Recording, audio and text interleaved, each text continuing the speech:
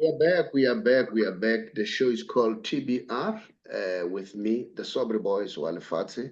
We know we talk about finance at all times. The last time when he spoke with Lerato, it was around the issue of credit score, which plays a major, major role in one's life if you are to borrow money. If you don't want to borrow money, there's nothing that you can do. Who on earth has about 500,000 at his disposal? We don't have that. For instance, I'll give an example. I'm told that Mall of Africa, I don't know how true is that, for them to build that mall, it cost them 4 billion rand, okay? But in honesty, doesn't mean those investors had that 4 billion at their disposal. What they do, they use debt in order to build that, okay? So it's a question of understanding whether using a good or a bad debt. All right, so now let me introduce Lerato again. Lerato, welcome. Last time when you spoke, we were speaking about the tips, okay? So just greet the viewers again. Let's get into business. Sure. Yeah, you can greet the viewers.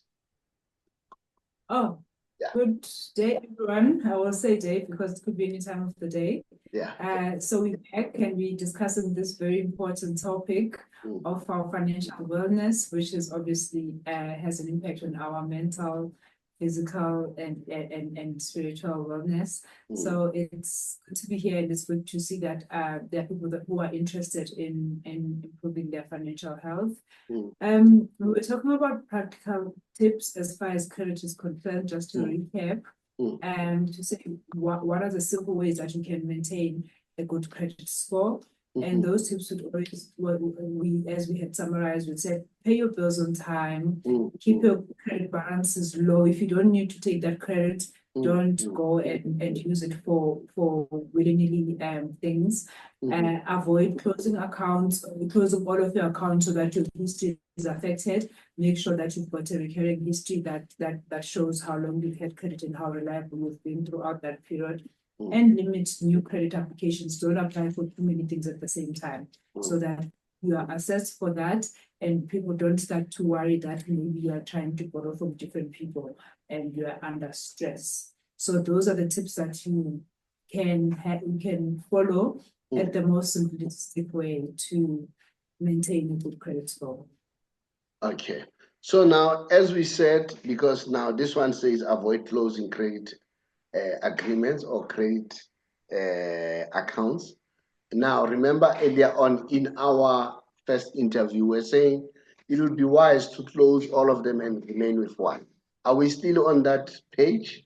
Or now we are saying don't close any of them? So actually, avoid closing everything so that it affects your history, it breaks your history.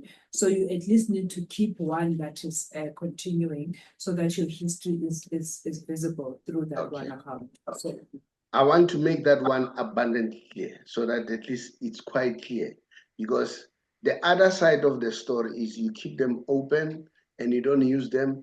What is the insurance for? And I don't have those clothes anymore. Yeah. So I cannot pay the insurance for clothes. I mean, I cannot even claim for clothes in any way. So yeah, now you have made it clear. Now, savings is one of those important subjects in money matters. Now, how does savings play a role as far as credit score is concerned? Okay, so savings play a good role in your financial health because it says in the event of an emergency, so in the event of anything that is unexpected, you've got money that you have put aside that you can use, your own money. Remember, credit is someone else's money and therefore it comes at a cost, so you pay interest for it. But savings, you don't pay any interest because it's your own money that you have set aside. So the first point where you're going to go to when you are in need will be to take your own money, which means then that you don't have to take that credit, right? So it doesn't impact your credit score because your credit score is all to do with credit. it's something on the side, but it's a very good cushion to have at all times, so that you are able to fulfill your obligations as they become due, and use credit as almost like the last resort. Yes, Desire. Desire is at the store, or he's checking his credit score, then he sees something. What should she do when he sees something? Something that does not belong. Yeah, or maybe like something is happening on my credit score, or my credit score is low, or I see some fraudulent activity. What should Desire do? Okay, so Desire will have gone to the store to maybe apply for credit, and then she gets told that they've got another account. That's one example. Or they will go on to Splendid, check their credit score, and then as they go through the account, they'll be like, oh my goodness, but I don't have a game account. So you'd find that maybe at some point Desire lost their ID and someone went and opened their game account in their name, which is a fraudulent account. So this first and foremost emphasizes why you need to check your credit score regularly, and to go log into Splendid and check regularly, because you're able to discover those things. Because if you don't discover it yourself, it becomes a surprise. So I'll make an example with my sister. So my sister Sitati was keeping a very good credit record for the longest time, but she was not checking it on the regular. And what happened is that she wanted to buy a house. And when she wanted to buy a house, as she was applying, she got declined. And she was like, no, but I pay all my accounts on time. And they said, no, but you've got a game account that you've never, ever paid. And you took fridges and I don't know what, and you owe 40,000 rand for a game. And she said, but I've never done that. And then she looked back and she realized that there was a fraudulent account opened in her name. But now she finds out so late that it has affected her ability to buy a house and to go through that process to clean yourself up. So Splendid allows you to fix, remember we said. So if you go in there, you see that game account, or even if you get to find out and say Desire now finds out whichever way they found out, you go into Splendid, you've got what you process. So you fill in those dispute forms. They are self-explanatory. You choose the various categories depending on why you are disputing, and you do explain to that account is not yours. Then there's certain documentation that we will require for you to upload, such as those affidavits and all those things. And then you upload those, and then we are able to process that dispute for you and correct that information. So that is at the center of that fixing that we have as part of the split offering. Now, explain it to a person like me who's from the old era. There was no technology and so on. Splendid, is it a software? Is it an app? Where do they get it? Splendid. You just go in your browser, you put in www.splendid.co.za, SPLINDI, and it will get you go in, then it will take you through a registration process. And please be patient when you go through the registration process, because it's going to ask a lot of security questions, because you need to appreciate the fact that we need to be sure that we're dealing with the correct person, so that we don't give the financial information to someone that's not you.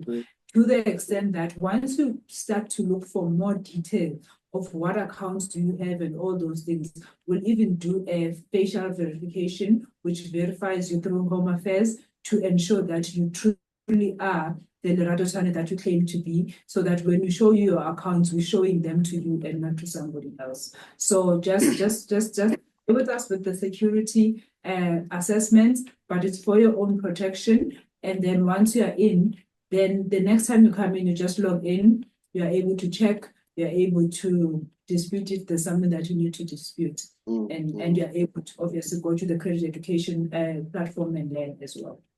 So in other words, it is web-based. So if people want to register for Splendid, it's web-based, and then it's accessible. Do they pay anything to be on the Splendid? Or no, it's a free service. It's a free service. How, free service.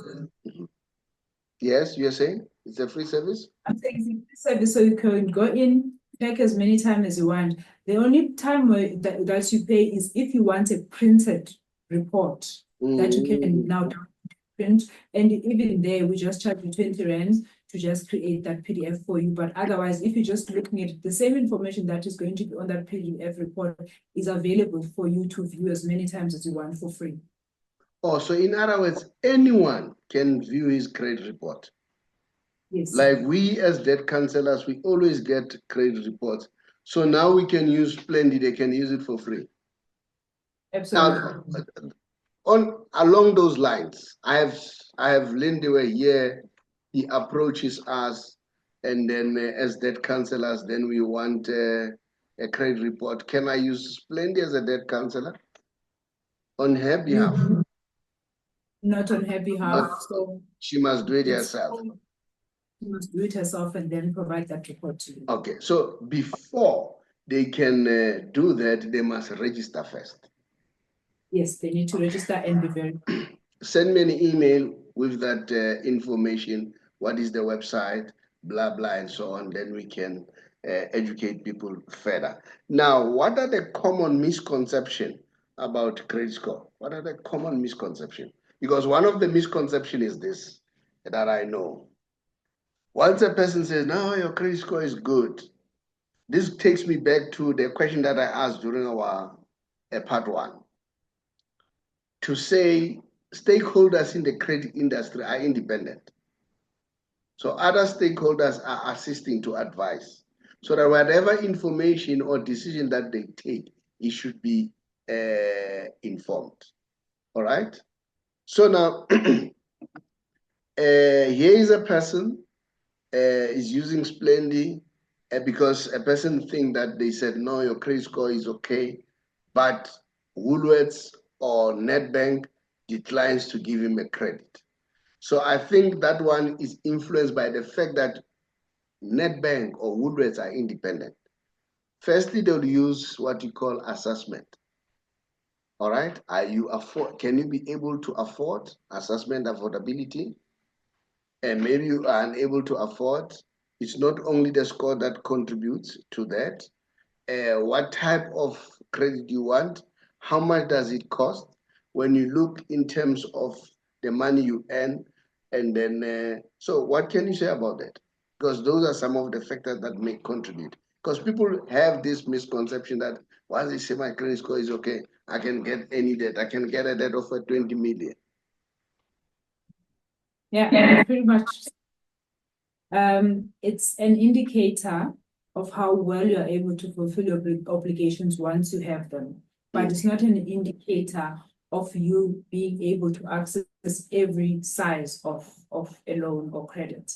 So the an affordability assessment, it's at the center of even the regulation to say that you can't lend a person money that you know very well that they're not able to pay. So you can't put someone deep into debt. You need to be responsible in lending them. And therefore, in being responsible, then you do that assessment to say, okay, you earn so much, you're already paying this and this and this, which takes away so much. This is how much you left as your disposable income. And within that disposable income, how much is available to make these repayments? And therefore, how much can you be able to lend? So it's not a guarantee to say just because your credit score is good, then you are able to get more credit. And that's why you have those limits, those credit limits that you say, okay, this is how much credit limit you have.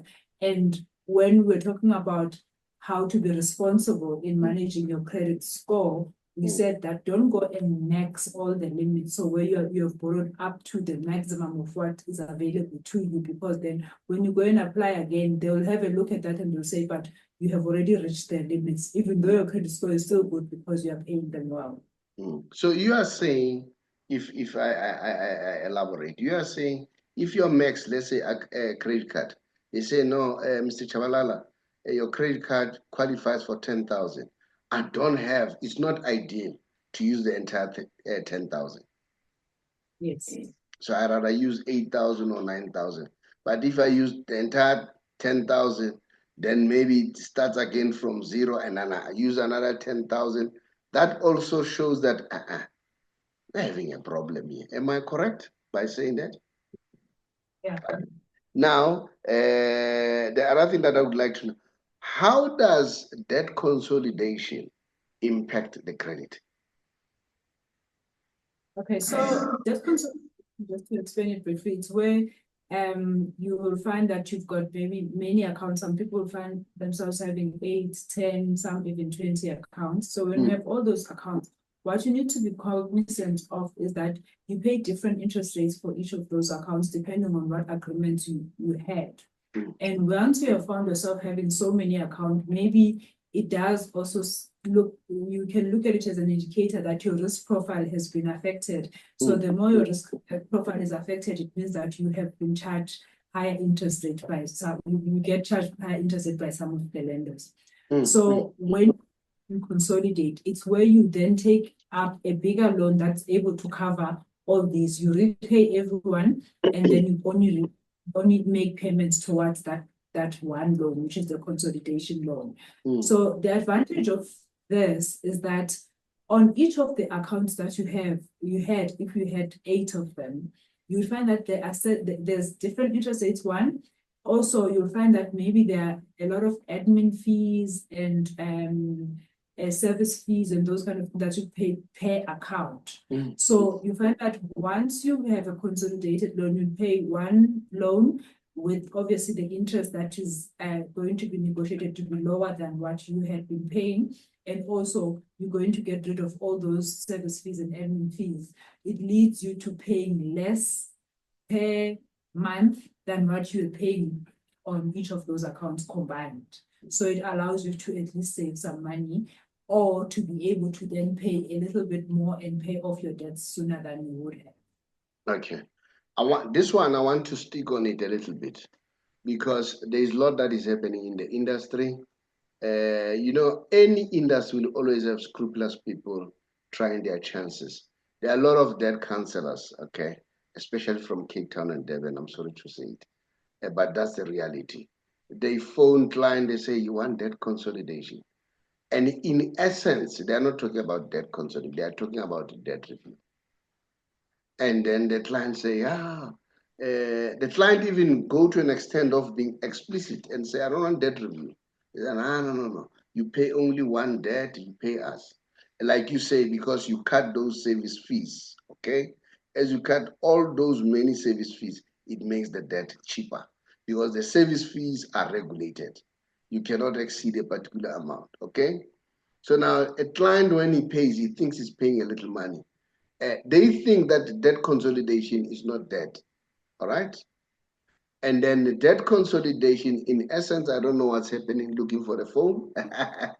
I don't know why them going to that level, but I know NCR has been trying to clamp that thing out, to say to those debt counselors, because what they are doing is unlawful. It's not supposed to be. If it's a debt consolidation, they must be clear that this is a debt consolidation. This is not a debt review. Now, am I correct to say debt consolidation is another debt? It's another debt. Is not like, because people think that debt consolidation, they don't pay anything. Lerato, are you having a problem? Rita? Sorry, just give us a... Okay. It looks like the camera is not connected anymore. Okay. Just looking into it. Okay, look into it. So yeah, so that's what is happening. So people are being misled, being told that no, it's debt consolidation, as if no, debt consolidation, it's not a new credit, or it's not a new obligation. It's a new obligation, and it's gonna add its own interest, okay? So people are not being told that. Lerato, I can see that you are back, and then I'm sure you have, but I can't hear you now. So the mic has just started to misbehave now. It was the camera, now it's mic. So now I want you to be clear, is debt consolidation a new debt that's gonna come with its own interest? It's not like if I owe 100,000, all these other creditors, and then they give me 100,000, I'll pay the money, return as 100,000. It will return as 100,000 plus interest. Am I correct? Correct. I think very, very important topic here. when you talk about the misconceptions and the misunderstandings that happen with regards to debt consolidation, especially sometimes you find that they, as you're saying, that they are deliberate on behalf of the people that are offering, that they don't give the information fully, that the client understands what they're doing. But you are 100% correct to say that when you take that debt consolidation loan, it's a loan that you're taking that is also going to attract its own interest. However, when it's done responsibly, it is done in a way that what you are going to pay on that single loan is going to lead itself to lesser interest than what you would have paid on your individual loans. And obviously, we've spoken about saving on service costs and all of that. So that's what's important. But do understand you're still taking up a loan, but it's one loan that is going to pay off all these loans so that you are dealing with only one institution and obviously the savings concerned. And really, why I was saying this is very important that we talk about, because you get a point where people get a lot of calls. I even get those calls say, do you want your payments to be reduced by 50%? But people don't explain to you what that is about. And when you don't have the necessary knowledge, you're thinking, oh my goodness, I'm drowning. I'd like to get my payments reduced. What they don't tell you that is that they are putting you into debt review, where you are now going to not be able to access any further debt, even though you were maybe not a qualifying candidate for it. So there's a lot of dishonesty that can happen in the industry, which people need to just be wary of, and which is why we say that go into Splendid so that you can get all that financial wellness education and understand what to do and what not to do. And also, we are also accessible for you to ask those questions. And if you are not certain, then we can give you the information and you know what you're doing. I love this Splendid thing. I love this Splendid thing. I think we're going to talk about it more and more as time goes on, because for me, it tells that because we as debt counselors, we always get a report. So now in future, we are going to say to people, just use Splendid. The unfortunate part, our generation, they don't know the computer. It's a bit of a problem. So we are going to struggle there. The new generation, no, don't worry. You'll get it right. Now, having said what I've said, let me correct a misconception. Debt review is working. It's a very brilliant intervention. I've seen it because I'm doing it myself. Those debt counselors, I deal with them. My practice, they know it. If I have somebody with that, I deal with those debt counselors. And then I'm sure I'm unpopular with them. But guess what? I'm not doing them any favor. They're not doing me any favor. Everybody's doing his work. If you don't look after the interests of the people, because we need these people to come back to the credit industry, because once they come back to the credit industry, then the economy is going to be healthy again, because the money circulation is going to increase.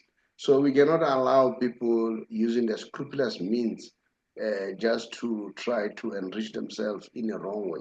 So I deal with them.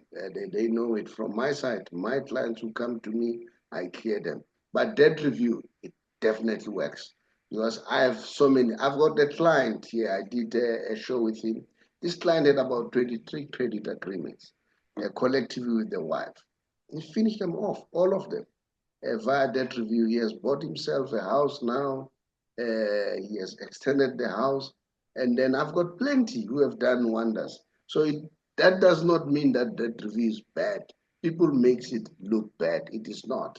So yeah, the other thing that I want us to talk about, but we'll talk about this, as I said to Rita, maybe we need to engage, because I want us to speak about this Splendid thing, because I think Splendid will come up with a solution.